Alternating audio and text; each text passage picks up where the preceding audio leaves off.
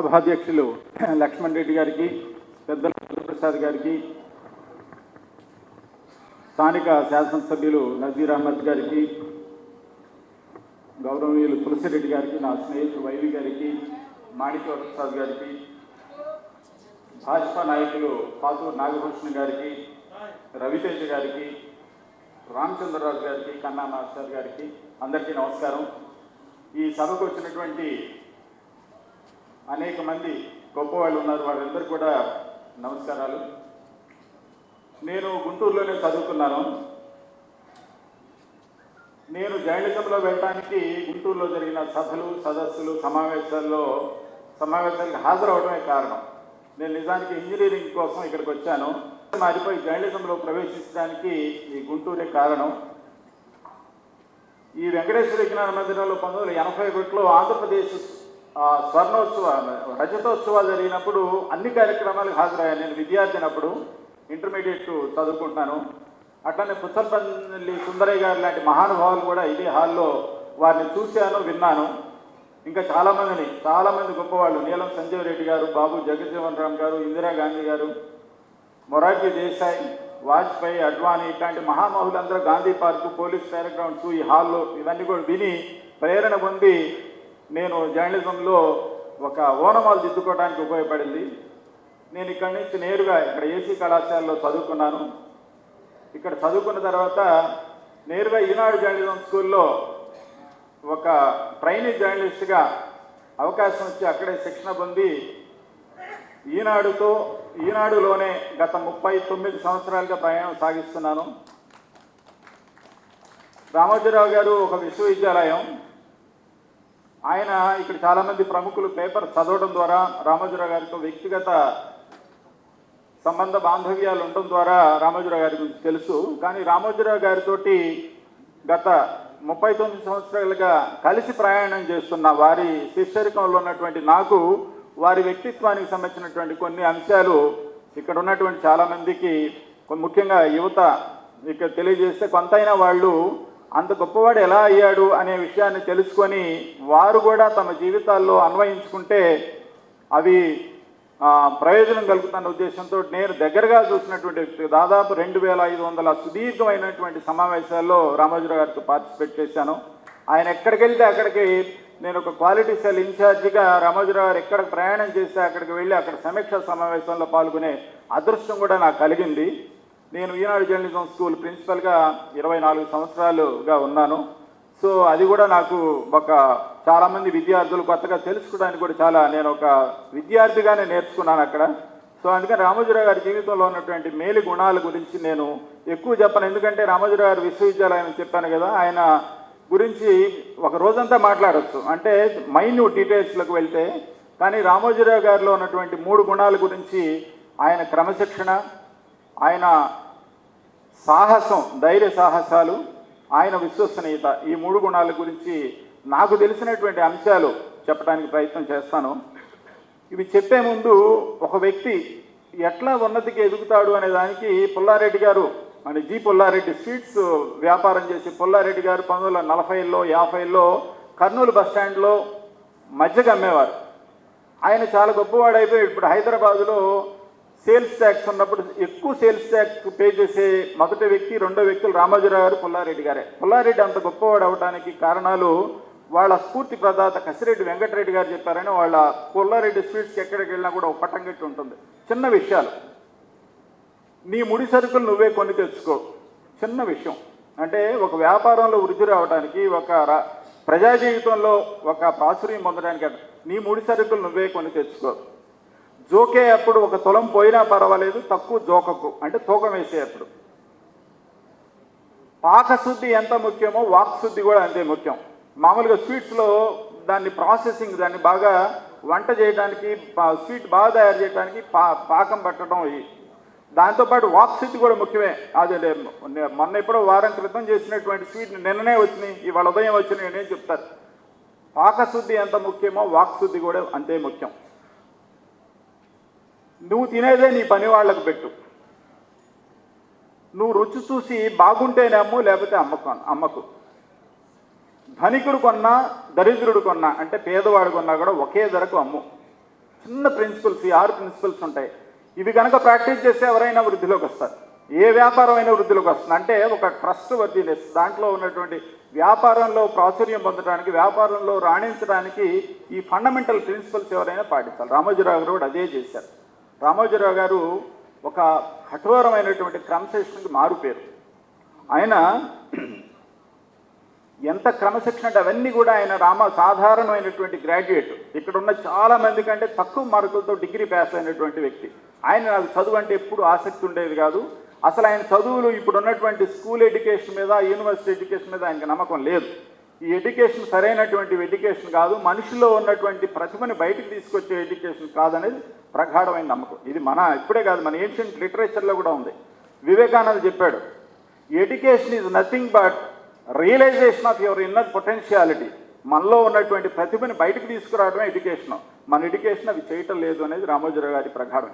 అందుకని ఆయన ఎడ్యుకేషన్ ఎప్పుడు కూడా ఆయన ఒక ఇష్టంగా చేయలే. ఒక డిగ్రీ ఉండాలి కాబట్టి డిగ్రీ చదువుకున్నానని ఎప్పుడు చెప్పేవారు. అట్లా బీఎస్సీ చదువుకున్న వ్యక్తి బిలాయ్ స్టీల్ ఫ్యాక్టరీలో ఉద్యోగం కోసం వెళ్తే ఉద్యోగం రాలేదు, క్లర్క్ ఉద్యోగం రాలే. ఆ తర్వాత ఇందాక మన వక్తలు చెప్పినట్టుగా 150 రూపాయల కోసం ఢిల్లీలో కంపెనీలో ఆర్టిస్ట్ ఉద్యోగం కోసం వచ్చారు. అప్పుడు ఇంగ్లీష్ భాష కూడా వచ్చేది కాదు. ఢిల్లీలో వెళ్ళి ఆయన అప్పుడు తెలుసుకున్నారు, మనకి నాలెడ్జ్ ఉండాలి, స్కిల్స్ ఉండాలి, అప్పుడే మనం వృద్ధిలోకి రాగలమనేది. ఆయన క్రమశిక్షణతో ఢిల్లీలో పబ్లిష్ అయ్యేటువంటి న్యూస్ పేపర్స్ని క్షుణ్ణంగా చదువుకోవడం, డిక్షనరీ సహాయంతో ప్రతి పదానికి అర్థం తెలుసుకోవడం, ఇంగ్లీష్ బాగా నేర్చుకొని 4 ఏళ్లలోనే తను సానబెట్టుకున్నాడు. మనం చెప్తారే, ఒక శిల్పం అవటం ఎట్లా అనేది ఢిల్లీలోనే పునాదులు పడినాయి ఆయనకి. ఆయనే మలుచుకున్నారు. తన శిల్లాన్ని తనే శిల్పంగా మార్చుకున్నారు. అక్కడి నుంచి 1960s హైదరాబాద్ వచ్చి మార్గదర్శి పెట్టారు. ఈ మార్గదర్శి కూడా చాలా చిన్న సంస్థగా సైకిల్ మీద తిరిగి చేసి ఒక చిన్న 8 మందితో ప్రారంభమైనటువంటి చిన్న వ్యాపారం, చిన్న దీనిగా మొదలుపెట్టారు. ఆయన దాన్ని చాలా ఒక వ్రతంలాగా చేశారు. సత్యనారాయణ స్వామి వ్రతం ఒక విశ్వాసం కలిగినటువంటి వాళ్ళు ఎట్లా చేశారో వ్యాపారాన్ని కూడా అట్లానే చేశారు. ఆయన ఎక్కడ కూడా చేయలే. ఆయన మామూలు రామోజీరావు గారు ఇంత సంపద సృష్టించినటువంటి రామోజీరావు గారు దానికి ప్రధానమైన కారణం ఏమిటంటే క్రమశిక్షణ. వర్ధమాన దేశాలకి, అభివృద్ధి చెందిన దేశాలకి ప్రధానమైనటువంటి కారణం ఏంటంటే ఇదే డిఫరెన్స్. క్రమశిక్షణ లోపించినప్పుడు ఇట్లాంటివే జరుగుతుంది. ఆయన ఒక వ్యక్తిగా ఏం చెయ్యొచ్చు అనేది నిరూపించారు. తను ఒక బిలాయ్ స్టీల్ ఫ్యాక్టరీలో ఉద్యోగం రాని వ్యక్తి 25,000 మందికి ఏకకాలంలో గత 62 సంవత్సరాలు ఎప్పుడు 25,000 మందికి ఉద్యోగాలు ప్రొవైడ్ చేస్తూనే ఉన్నారు. ప్రతి సందర్భంలో రిటైర్ అయిన వాళ్ళు అవుతుంటారు, కొత్త వాళ్ళు వస్తున్నారు. 25,000 మంది ఉద్యోగులు ఉన్నారు. అది కాకుండా మరొక 25,000 మంది పరోక్షంగా రామోజీ గ్రూప్ మీద ఆధారపడి ఉన్నారు. అంతేకాదు, రామోజీ గ్రూప్ ద్వారా కొన్ని 100 మంది నటులు, సంగీత దర్శకులు, కళాకారులు, ఒక డాన్సర్లు, ఒక ఔత్సాహిక పారిశ్రామికవేత్తలు కూడా ఈ గ్రూప్ నుంచి తయారై వచ్చారు. కొన్ని వేల మంది పెద్దలకు బుద్ధప్రసాద్ గారు చెప్పినట్టు కొన్ని వేల మంది పాత్రికేయులు ఈనాడు నుంచి వచ్చారు. వాళ్ళందరూ కూడా అనేక రంగాల్లో చాలా ప్రభావవంతమైనటువంటి స్థానాల్లో ఉన్నారు. వీటన్నిటి కారణం ఏంటంటే ఆయన వేసినటువంటి పునాది. పాతూరు నాగభూషణం గారు చెప్పారు, ఓ భవనానికి పునాది ఎంత బలంగా ఉంటే అంత హైరైజ్ బిల్డింగ్ కట్టగలం. రామోజీరావు గారు వేసినటువంటి పునాది రామోజీ గ్రూపులు ఎప్పటికీ చెక్కు చెదరకుండా ఉండేలాగా పునాదులు వేసి వెళ్ళిపోయారు. అందుకనే మార్పులు రావు. అక్కడ ఇండివిజువల్స్ కాదు, అక్కడ అంత బలమైనటువంటి పునాదులు వేశారు. రామోజీరావు గారు ఉద్యోగాలు ఇవ్వడం కాదు, పెద్ద సంపద సృష్టికర్త. హైదరాబాద్ అనేది మనకు సౌత్లో చిన్న అంత ప్రభావం మీడియా రంగంలో లేనిది. కానీ ఎక్కడ అస్సాం, ఇటు హిమాచల్ ప్రదేశ్, రాజస్థాన్, ఈ ఛానల్స్ అన్నీ కూడా హైదరాబాద్ శివార్లలో ఒక కుగ్రామం నుంచి, ఒక మామూలు సాధారణమైన అనాస్పూర్ అనే గ్రామం నుంచి భారతదేశంలో ప్రాచుర్యం పొందినటువంటి అన్ని ఛానల్స్ ఇక్కడి నుంచి నడిపిస్తున్నారు. సో దీనికి కారణం ఏంటంటే ఆయన వేసినటువంటి బీజాలు, దానికి ఒక సెల్ఫ్ రిలయన్స్, దానికి ఒక స్వావలంబన కార్యక్రమంతో చేసినటువంటి దీనివల్ల ఇది అవుతుంది. రామోజీ ఫిలిం సిటీకి ప్రతి సంవత్సరం 15 లక్షల మంది సగటున వస్తున్నారు. ఇప్పటి వరకు రామోజీ ఫిలిం సిటీకి వచ్చినటువంటి విజిటర్స్ సంఖ్య 2.3 కోట్ల మంది.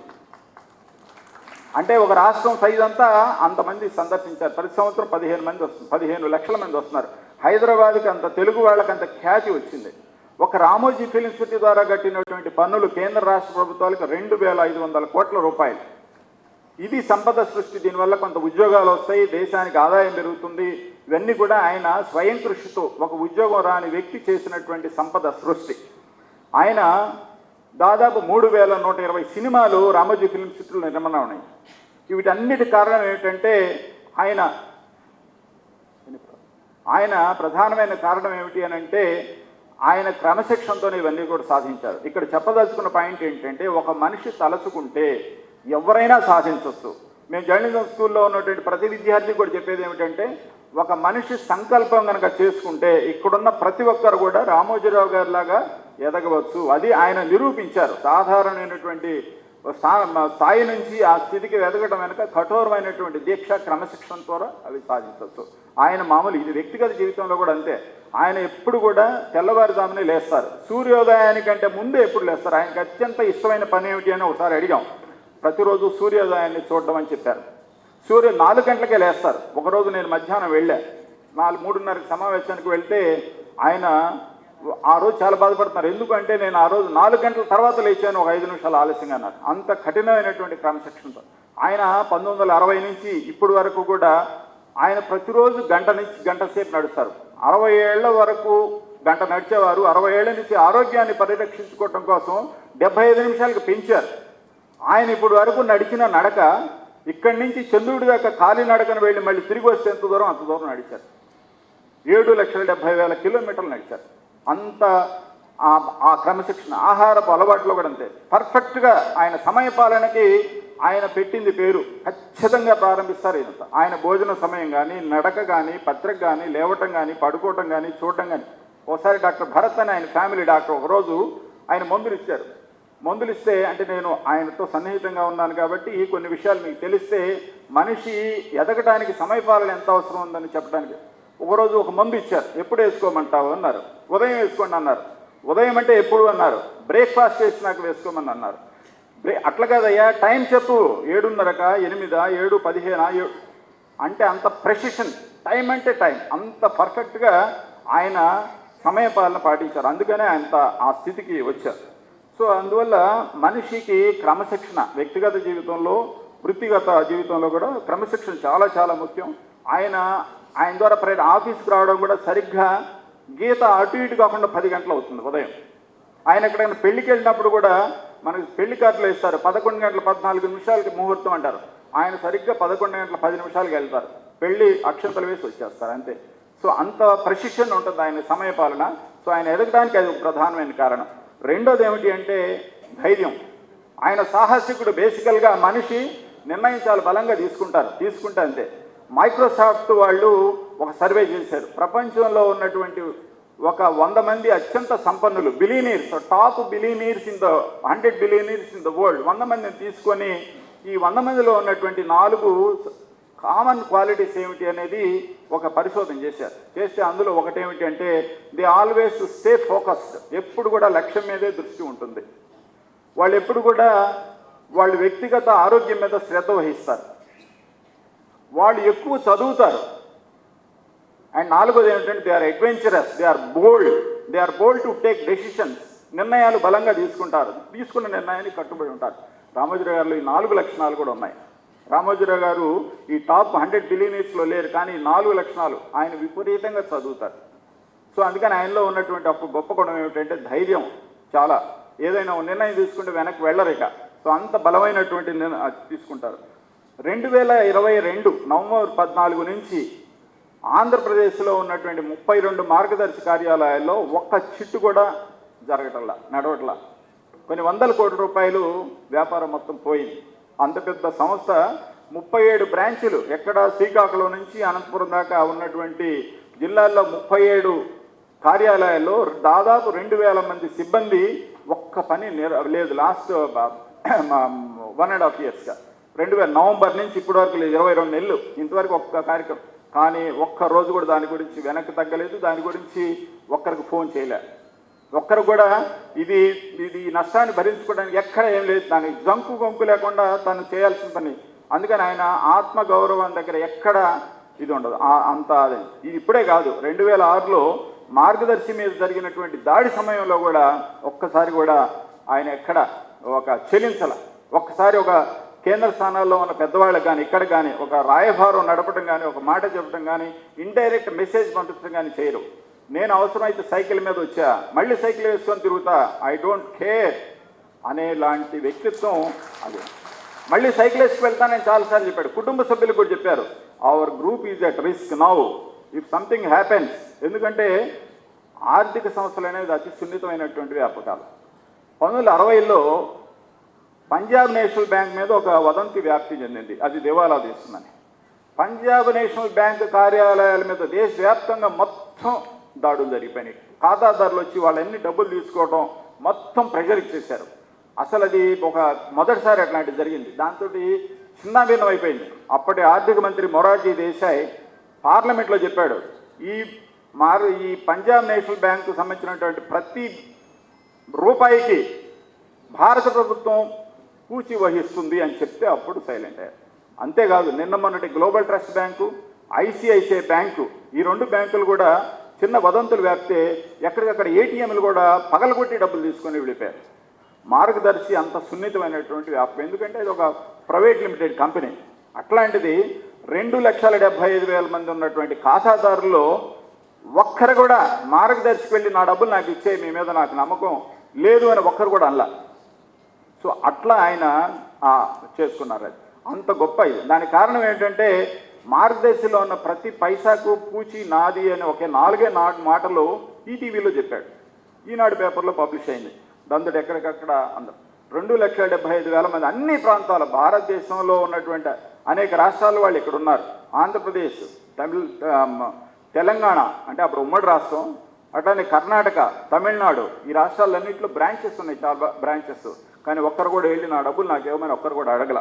సో ఆ విధంగా అయితే దీని వెనక ఆయన ఎట్లా సాధించారు ఈ ధైర్యం ఇదంటే, ఎప్పుడు పదవులు అడగల.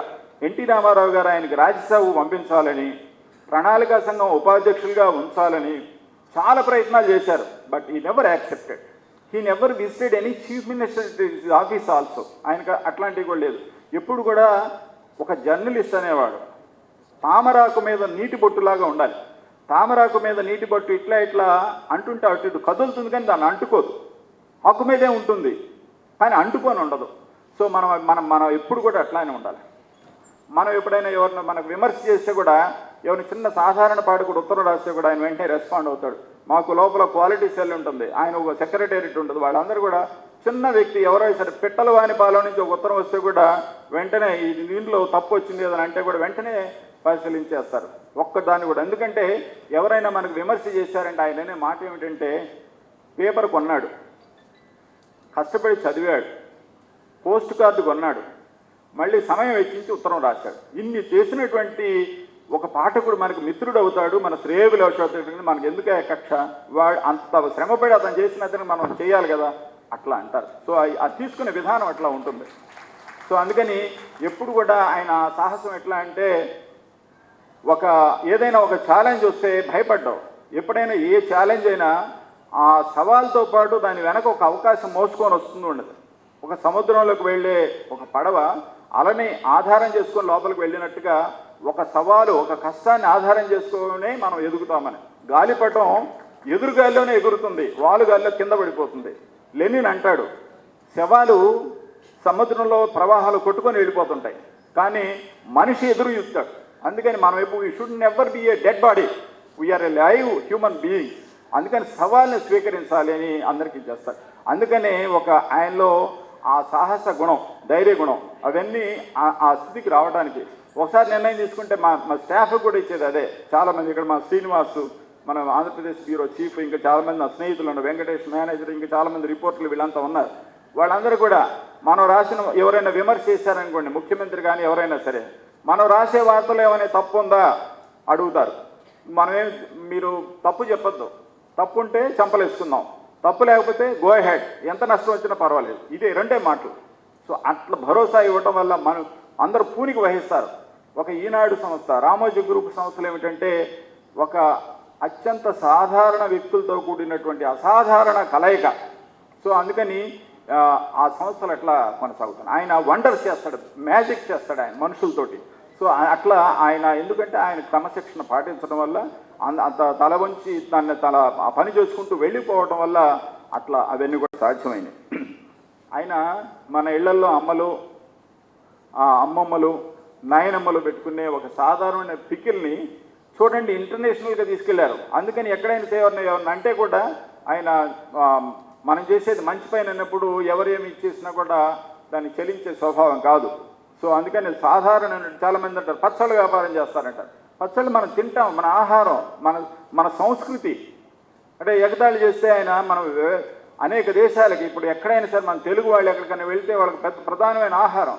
మనం అనేక ప్రోడక్ట్స్ దాదాపు 200 ప్రియ ప్రోడక్ట్స్ ప్రపంచంలో వేరు దేశాల్లో ఎక్కడ మీరు ఏ ఊరన్నా వెళ్ళండి, అమెరికాలో లెక్సింగ్టన్ అనే చిన్న ఊరు వెళ్ళండి, అక్కడ ప్రియా పికిల్ బాటిల్స్, పౌడర్స్ అన్నీ కూడా ఇది ఉంటాయి. అందుకని సాధారణం. ఇంకోటి ఏమిటంటే ఆయన మామూలుగా రెగ్యులర్ వ్యాపారాల్లో ఉండరు. ఆయన ఉదాహరణకి ఈ కాంట్రాక్టింగ్ కంపెనీస్ కానీ లేదంటే బాగా డబ్బులు వచ్చే ఇట్లాంటి వాటిల్లో కాకుండా తనకు మనసుకు నచ్చిన వాటికే ఉంటాడు. ఆయన ఎప్పుడు చప్పట్ల కోసం పనిచేయడు. ఆయన జనం చప్పట్ల కోసం చేయడు. తన ఒక హృదయం బాగా సంతోషపడి సంతృప్తి పడేదానికే ఆయన చేస్తారు. అందుకని ఆయన ఫిలిం సిటీ కట్టారు, ఆయన ప్రియా పచ్చళ్ళు పెట్టారు, ఈనాడు పేపర్ను నిలబెడుతున్నారు, చిట్ ఫండ్ అనే కంపెనీ పెట్టి కొన్ని లక్షల మంది వివాహాలు చేసుకోవడానికి, ఇళ్ళు నిర్మించుకోవడానికి, పరిశ్రమలు పెట్టుకొని పైకి రావడానికి చేస్తారు. అందుకని అట్లాంటి వ్యాపారాలు చేస్తారు. డబ్బులు వస్తాయని రియల్ ఎస్టేట్ వైపు వెళ్ళరు, అది మన తత్వానికి సరిపడేది కాదు అని అంటారు. సో ఈ విధంగా ఇది ఉంటుంది. మూడో అంశం ఏంటంటే విశ్వసనీయత. ఇది ఆయనకున్నటువంటి గొప్ప ఎసెట్. రామోజీ ఫిల్మ్ సిటీ 1800 ఎకరాలు. కానీ ఆయనకున్నటువంటి గొప్ప ఎసెట్ ఏంటంటే ఆయనకున్నటువంటి నమ్మకం, ఆయన మీద ప్రజలకు ఉన్నటువంటి నమ్మకం. ఆ నమ్మకం ఒక రోజులో రాల. 60 ఏళ్ల ఒక తపస్సు. అది ఎట్లా వచ్చిందో చిన్న ఉదాహరణ చెప్తా. మార్గదర్శి 1962లో ప్రారంభించారు. మార్గదర్శి 62లో ప్రారంభించినప్పుడు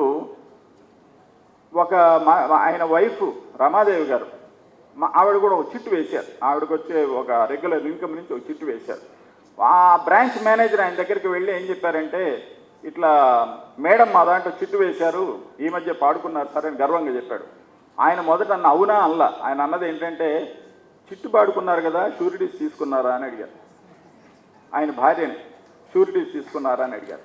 నాకు చెప్పారు ఆయన, గత 60 ఏళ్లలో నా జీవితంలో ఒక్కరికి కూడా చిట్టు షూరిటీ లేకుండా డబ్బులు ఇవ్వమని నా నోటితో నేను ఎవరికి చెప్పలేదు అని అన్నారు. అట్లా ఆయన దాన్ని నడిపించుకుంటూ వచ్చారు. అందుకని దాని మీద అంత ఆ నమ్మకం కలిగింది. ఆయన ఇంకొకటి చాలామంది తెలియని అంశం ఏంటంటే, హిడెన్గా ఏమి ఉండదు ఆయన ఎజెండా, ఓపెనే అంత. ఉదాహరణకి రామోజీ మన ఈనాడు బిల్డింగ్, కార్పొరేట్ బిల్డింగ్, మన సోమాజిగూడలో ఉన్నట్టు ఈనాడు కార్యాలయం మీద ఒక కేసు ఉంది. ఆ కేసు ఎవరంటే ఆ ల్యాండ్ ఓనర్ కేసు పెట్టాడు. ఎందుకు అంటే ఆ ఎత్తు ఏదో 6 అంగుళాలు ఎత్తుంది, 3 అంగుళాలు ఎత్తుంది అనే కేసు ఉంది. కేసు ఉంటే అది చాలా తెగటల్లా చాలా కాలం. అక్కడ ఒక పోటీ పత్రిక దీన్ని ఆసరా చేసుకొని ఇట్లా వైలేషన్ జరిగినాయని చాలాసార్లు విసిగించారు. ఒక దోమల్లాగా ఏగల్లాగా విసిగించారు. విసిగిస్తే ఆయన మన వాళ్ళు ఏం చేశారంటే, మన మీద కేసు వేసిన అతనికి వెనక ఆయన చాలా పెద్దవాడు, ఆయన ఒక అపార్ట్మెంట్స్ కడుతున్నారు. మన లాయర్లు ఏమి సలహా ఇచ్చారంటే, అక్కడ మనం 2 అపార్ట్మెంట్స్ కొందాము, కొని అక్కడ నీళ్లు రావట్లేదు, దారి లేదు, పార్కింగ్ లేదు, ఇట్లాంటివన్నీ పెట్టి వాళ్ళని విసిగిద్దాం సార్ అని చెప్పారు ఆయన. ఇట్ ఇట్ నాట్ ఎలో. మనకు చాలా పెయిన్ ఉంది, కానీ నీకు ధైర్యం ఉంటే న్యాయపరంగా పోరాడు. కానీ కోవట్లాగా పక్క నుంచి అది చేతకంతనం ఎప్పుడు ఎలో చేయాలి. ఇట్లాంటి పనులు అసలు చేసేవారు. ఆయనలో ఉన్న చాలా గొప్ప గుణం ఇది. ఇంద్రారెడ్డి రంగారెడ్డి జిల్లాలో చాలా పవర్ఫుల్ పొలిటీషియన్. ఆయన రామోజీ ఫిల్మ్ సిటీలో పెట్టినప్పుడు అక్కడికి వచ్చి చాలా చికాకు పెడుతుండేవాడు. ఏది ఎంప్లాయీస్ వీళ్ళందరి విషయంలో గ్రూపులు కట్టడం ఇవన్నీ చేసేవాడు. కొంతమంది రిపోర్టర్లు ఏమన్నారంటే, ఇంద్రారెడ్డి మీద కొన్ని స్టోరీలు వేద్దాం సార్, కొంచెం అతను బాగా మన మీద ఇట్లా వస్తున్నాడు కదా చేద్దామని. Never do it. నీకు దమ్ము ఉంటే ప్రజా సమస్యల మీద చెయ్యి.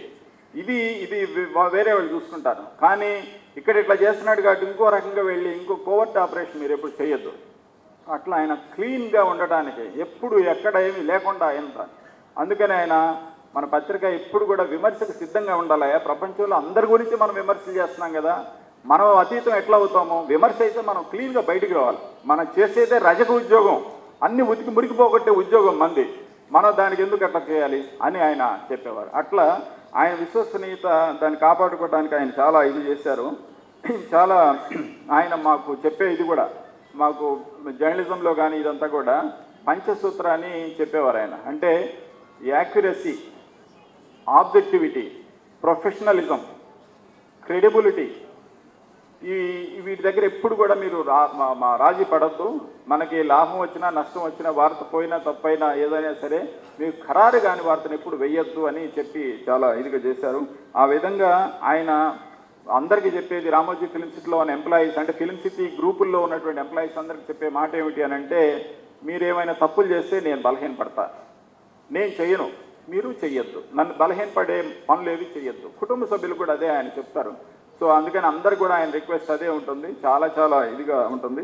అందుకని రామోజీరావు గారు అనే మాట ఎప్పుడు ఒకటే, వెనక్కి తిరిగి చూసుకుంటే సంతృప్తి లేని జీవితం వృధా అన్న రామోజీరావు గారు ఆయన నమ్మేది ఒకటే, పనే ఆనందం, పనిలోనే ఆనందం, పనితోనే ఆనందం, పని పని పని.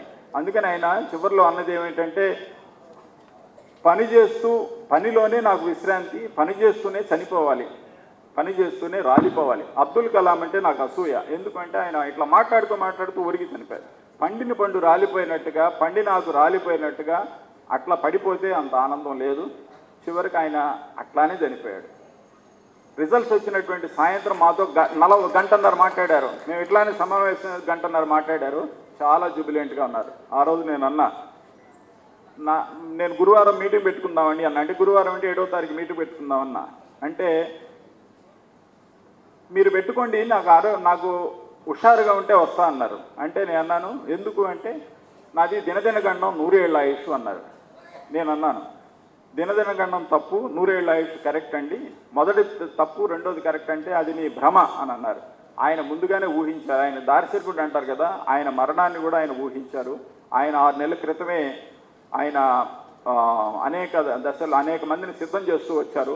Any time anything may happen to me. ఆయన శరీరం నాకు చెప్తుంది, నా శరీరం నాకు చెప్తుంది, నాకు వినే శక్తి ఉంది, నా శరీరం నాకు చెప్తుంది, I may not live long అనేది ఆయన చెప్తూ ఉన్నారు. ఆయన అందుకని ఆయన కొన్నేళ్ల క్రితమే ఆయన శ్మశాన అదే సమాధిని కూడా ఆయన తయారు చేసుకున్నారు. ఆయన దాన్ని ఆయన ఎప్పుడు కూడా ఆయన నాట్ ఏ కవర్డ్, నేను మరణానికి భయపడే మనిషిని కాదు. ఎందుకంటే ఇది కొత్త నీరు వస్తే పాత నీరు పోతుంది, పాత నీరు పోయిన తర్వాత కొత్త నీరు వస్తుంది. అందుకని సృష్టి సహజం, దీని గురించి ఎందుకు భయపడతారు. నేను నా జీవితంలో నా 88 ఏళ్ల జీవితంలో ఒక్క క్షణాన్ని కూడా వృధా చేకూర్చుకోకుండా బ్రతికాను. అందుకంటే నాకు సంతృప్తి ఏమి ఉండక్కర్లేదు. సో అందుకని ఆయన మనకు చెప్పినటువంటి విషయాలు, నేర్పినటువంటి విషయాలు, ఆయన పాటించినటువంటి విషయాలు మనందరూ కూడా స్ఫూర్తిదాయకమైనవి. ఇక్కడ ఉన్నటువంటి ముఖ్యంగా యువత ప్రాక్టీస్ చేస్తే రామోజీరావు గారు ఇచ్చే గొప్ప ట్రిబ్యూట్ ఏంటంటే, వాళ్ళు ఇంకా గొప్పవాళ్ళే, గొప్ప సంపద సృష్టించి, గొప్ప ఇన్స్టిట్యూషన్ స్థాపించి, చాలామందికి ఉద్యోగాలు ఇచ్చి, మన వాళ్ళు ఎవ్వరు కూడా అమెరికా వెళ్లకుండా కనుక చేస్తే that is the greatest help to the nation. భారతదేశంతో ఉన్నటువంటి అతిపెద్ద ఇదేంటంటే, పనికొచ్చే వాళ్ళందరూ వెళ్ళిపోతున్నారు. ప్రతి సంవత్సరం 10 లక్షల మంది విదేశాలకు వెళ్ళిపోతున్నారు. ఒక్క అమెరికాకే 2,14,000 మంది వెళ్ళిపోయారు లాస్ట్ ఇయర్. ఇది చాలా చాలా ప్రమాదకరమని మన గుంటూరు జిల్లాలో చాలా గ్రామాలు చూస్తుంటే, అతి చిన్న వయసు ఉన్నటువంటి వాడు ఎవడు అంటే 54 ఏళ్ల వ్యక్తి, పిల్లలు ఎవరు ఉంటల్లా. గుంటూరు సిటీలో కూడా యంగ్ పాపులేషన్ తగ్గిపోతుంది. అందరు ఎక్కడికి వెళ్ళిపోతారని మన సంపద అంతా తరలిపోతుంది. విమానాల్లో అమెరికాకి, ఆస్ట్రేలియాకి, న్యూజిలాండ్కి, యూరోపియన్ కంట్రీస్కి, కెనడాకి వెళ్ళిపోతున్నాయి. మనం ఆ బ్రెయిన్ డ్రైన్ ఆపాలంటే రామోజీరావు గారి వ్యక్తులు రావాలి. అట్లాంటి శక్తి సామర్థ్యాలు అత్యంత సాధారణ వ్యక్తుల్లో కూడా ఉంటాయి. ఎప్పుడు అంటే ఇందాక మనం అనుకున్నట్టుగా క్రమశిక్షణ, విశ్వసనీయత, ఒక ధైర్యం ప్రదర్శిస్తే మనకుంటే అట్లాంటిది రావాలని మనస్ఫూర్తిగా కోరుకుంటూ అవకాశం ఇచ్చినటువంటి లక్ష్మణ్ రెడ్డి గారికి, లక్ష్మణరావు గారికి, రాజు గారికి అందరికీ కూడా నమస్కారం. Thank you very much.